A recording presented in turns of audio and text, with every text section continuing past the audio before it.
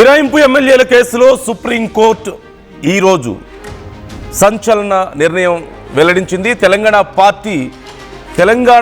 Party ఫిరాయింపుల case మొత్తం మీద క్లోజ్ అయింది. స్పీకర్ తీర్పు రావడంతో కేసును డిస్పోజ్ చేసింది సుప్రీంకోర్టు.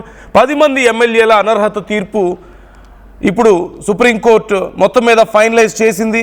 తెలంగాణలో ఈ ఎమ్మెల్యేలంతా కూడా బీఆర్ఎస్లోనే ఉన్నారంటూ స్పీకర్ క్లీన్ చిట్ ఇచ్చిన నేపథ్యంలో స్పీకర్ నిర్ణయంతో విచారణ ముగిసిందంటూ సుప్రీంకోర్టు చెప్పింది. స్పీకర్ తీర్పు కాపీలను పిటిషనర్లకు అందించాలంటూ సుప్రీం ఆదేశాలు జారీ చేసింది.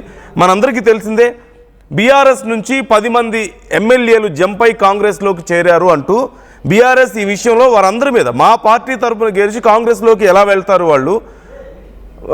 వాళ్ళందరూ రాజీనామా చేసి వెళ్ళాలి, లేదు అంటే వాళ్ళ మీద చర్యలు తీసుకోవాలి అని చెప్పేసి అనర్హత పిటిషన్ వేయడం చూసాం. అనర్హత వేటు వేయాలని చెప్పి కోరడాన్ని మనం చూసాం. స్పీకర్ పట్టించుకోలేదు, కోర్టుకు వెళ్ళారు.